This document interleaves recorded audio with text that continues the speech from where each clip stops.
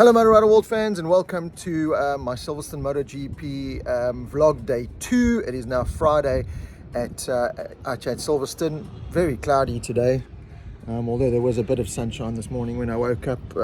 Weather looks like it's going to be okay for today. Saturday looks like there's going to be a bit of rain, so let's wait and see. But I'm pleased to say I had a good night's sleep in the van. It's MotoGP. I'll sleep in a pit of snakes if I have to get to a MotoGP. So yeah, not the most comfortable, especially with a knee, but ready to go. Got a busy Friday. Thursday was really busy. Obviously a lot happening in MotoGP at the moment, with the announcement of Alex Rins is joining the factory Yamaha Monster Energy team for next year in place of Frankie Morbidelli, who's left. Morbidelli is still a question mark. Will it be Cressini Ducati? Will it be VR46 Muni Ducati? Looks like it's going to, from what I hear and speaking to some people in the paddock, looks like Morbidelli will be going to VR46 Ducati. Obviously, I think that's the best situation for him to be in. Family environment, he knows the team, he knows the staff. It's Rossi. We'll, be able to cuddle him, get his confidence back up. Alex Rins, best move he could have possibly made. Complaining about the lack of support from Honda. Honda's just in a terrible place at the moment, so really good move for him. I think he'll be really good on that Yamaha. Yamaha needed fresh ideas. Rins bringing a bit of Honda, whatever kind of advantage there is to that Honda knowledge, I'm not sure, but a lot of that Suzuki knowledge and just a fresh approach. Yamaha have had Morbidelli and Quartararo for so long now, and they know nothing else but that Yamaha package. So I think it'll be good. I think it'll be good for Quartararo. He needs a little bit of pushing in that team as well. He needs a teammate that can really just apply the pressure. So I think it's a great move. LCR Honda, what are they going to do? They've dismissed, LCR turning into a KTM or a gas team. That's not going to happen. They're staying with Honda, and it looks like Iker Lecuona, who's filling in for the injured Alex Rins here this weekend at Silverstone, is going to be in that LCR seat next year. Yeah, it's been a torrid time for Lecuona and the World Superbike Honda team. It's been a torrid time for MotoGP, so I think that's the best possible move for LCR. Potentially Zarco if he leaves Pramac. Could they lure him onto that LCR Honda? I don't think so. He looks like he's either going to go World Superbikes or just a Ducati testing role. Zarco is, he's been doing the racing thing for a long time. A lot of people talking about that he's just exhausted and, he's tired of all the travel and stuff. So we'll have to see what happens with Zarco. But it does look like Bezzecchi is moving from the VR46 into the Pramac team, which will obviously open up the space there for Morbidelli to join there. So yeah, a lot of happenings this weekend. Great to see Polo Espargaro, who, as you can see, this is my Polo Espargaro replica that I've got the signed visor that he gave me last year, but I want to just get the helmet signed. So good to see Polo Espargaro back in action this year for the first time since Portimao at the beginning of the year. There's my Fabio Quartararo helmet that I need to get signed today. That is very much my agenda today. I've got to sort these posters out. You like my new Brad Binder shirt? Looks cool, eh? Got to sort these to get signed. So yeah, still a couple of items to get signed today, but media duties also on hand. So yeah, I'll take you through as much of the paddock as I possibly can without getting slapped in the face or on the wrist by Dorna.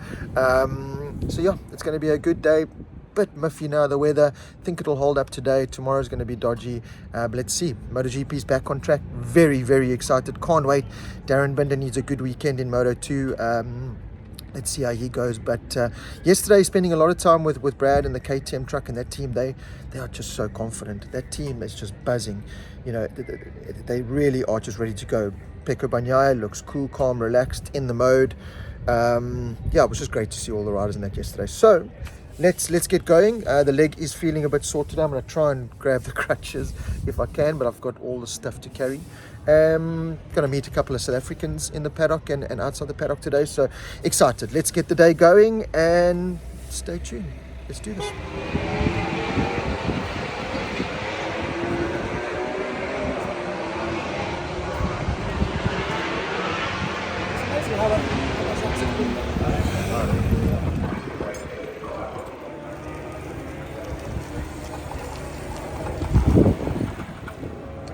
Outside the gas hospitality here in the paddock as DJ Antonio just goes riding past, and the beautiful KTM gas, the red version of the KTM is parked outside the hospitality.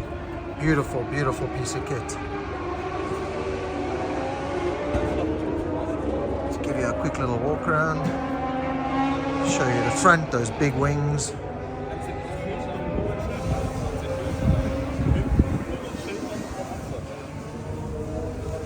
That's Augusto Fernandez's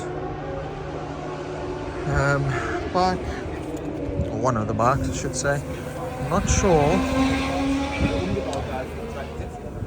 I'm a huge fan of the pipes, but they're obviously working because definitely improved the package this year. So it is a thing of absolute beauty.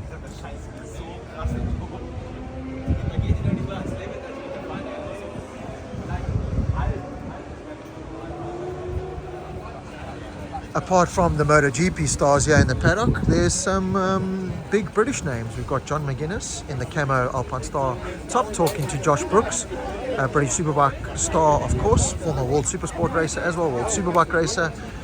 So yeah, great to see paddock not that busy today, which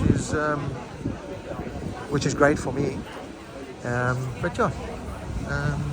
Just waiting outside here for Pecco Bagnaia. I've got some more stuff for him to sign, some caps. So yeah, let's carry on with this very cloudy and very cold Friday. Oh, there we go. Mr. Tom Sykes in the paddock. Great to see Tom.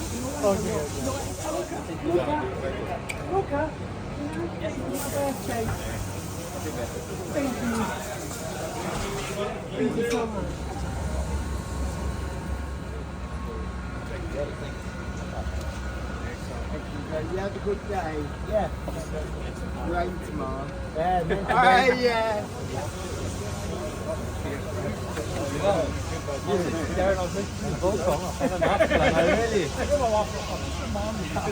Brad will have it, I forgot.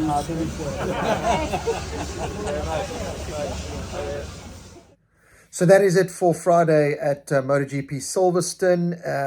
A good day. I walked myself broken. My feet are killing me. My knee is killing me. But I managed to get some of the stuff that I wanted to do. Sat in a couple of media debriefs. Just like to be a kind of fly on the wall in the paddock. Got my Polo Spargo helmet signed by Paul. So thank you very much. Managed to get a couple of Pecco Bagnaia caps signed and an Enea Bastianini cap signed. So yeah, I got some stuff. Didn't manage to get any of the Brad Binder stuff signed. So hopefully tomorrow morning I can squeeze that in before the race day starts. Just very busy. It's as simple as that. Once the day gets started, it's really hard. So yeah, that's the main goal for tomorrow morning, and then sit back and enjoy what is going to be an exciting race day. Because it's exciting either way, but rain.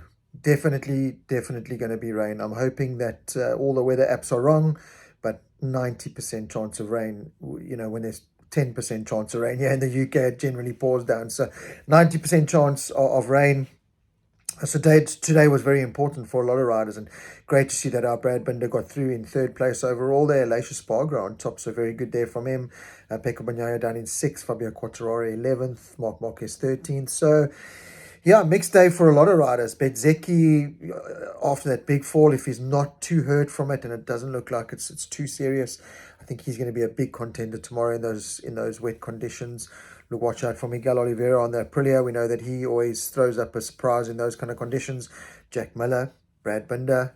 In that sprint race in wet conditions, the championship contenders, certainly Pecco Bagnaia will be weighing up kind of the win-lose situation here. Do I attack in those kind of conditions in a sprint race where I have more to lose than gain? Bezzecchi, he's in the championship hunt, but if he goes out and he crashes in those kind of conditions, you're not really going to put a lot of pressure on him. But if a Pecco Bagnaia buckles, or Brad Binder's right in the mix there, how much do these riders now commit in a sprint race that's going to be their first time riding in the wet this weekend? Very limited track time in the wet.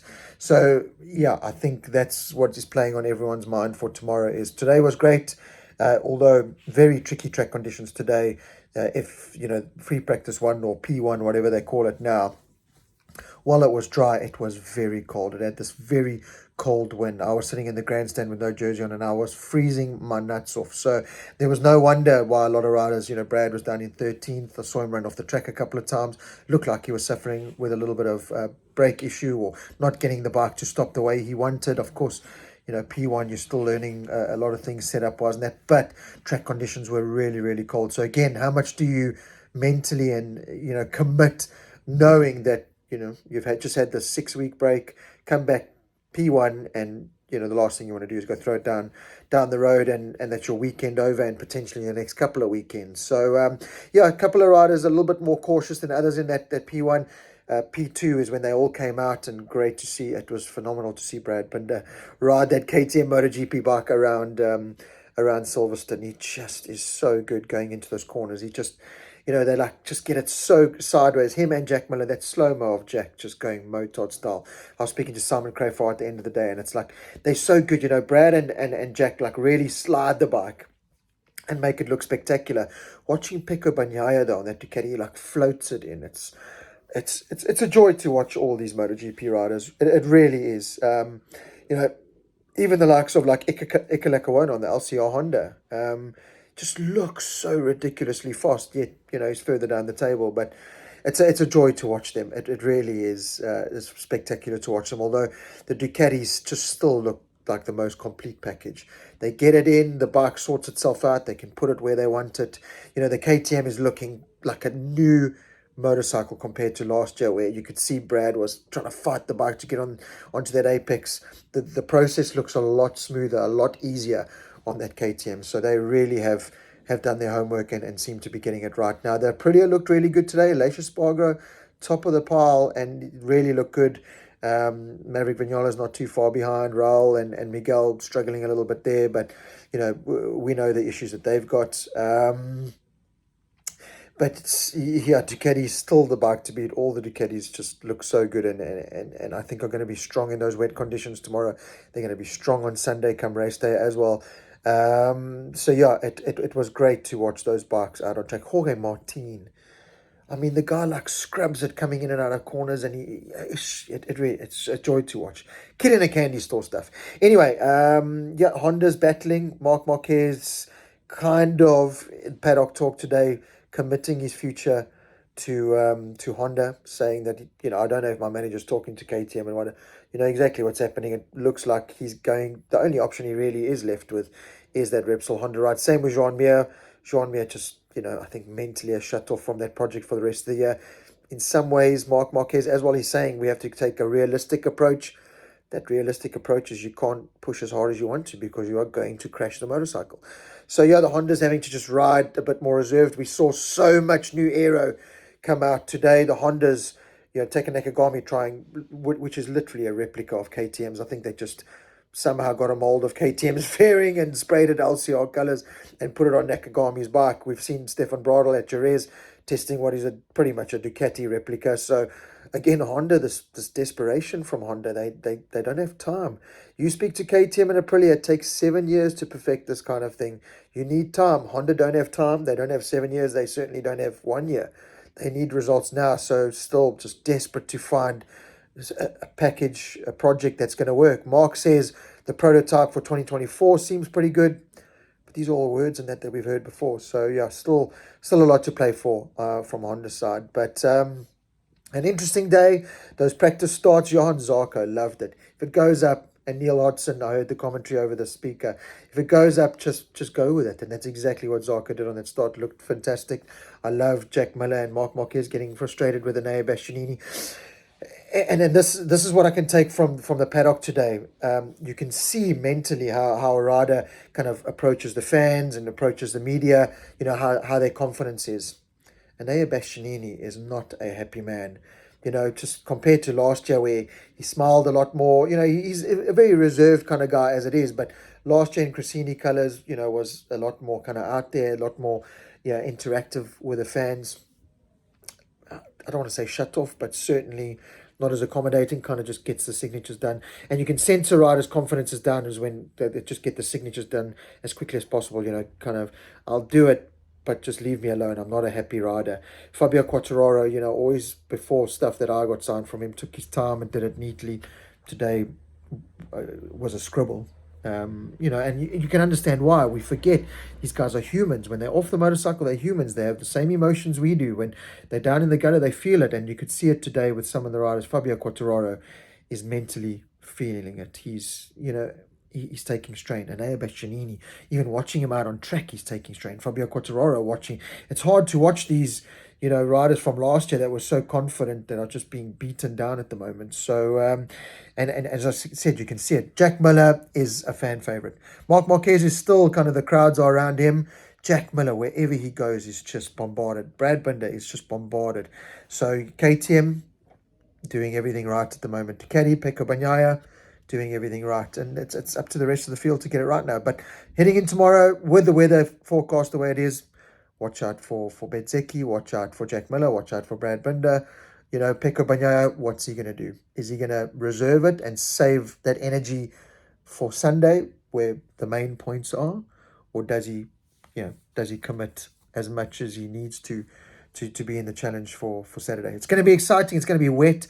I think I'm going to pretty much sit in the media center with a nice big screen TV and watch it from there, because it's going to be wet and cold tomorrow. So I hope you've enjoyed this vlog from day 2. I didn't get as much kind of paddock stuff as I wanted to, because I was running around everywhere and it was a tricky day. The leg was kind of giving me a little bit of strain in that, but I'll try to get as much as I can tomorrow, Saturday. But with the weather it's going to be, I don't think I'm going to get much there either. So stay tuned, and hopefully we can keep you entertained. Goodbye.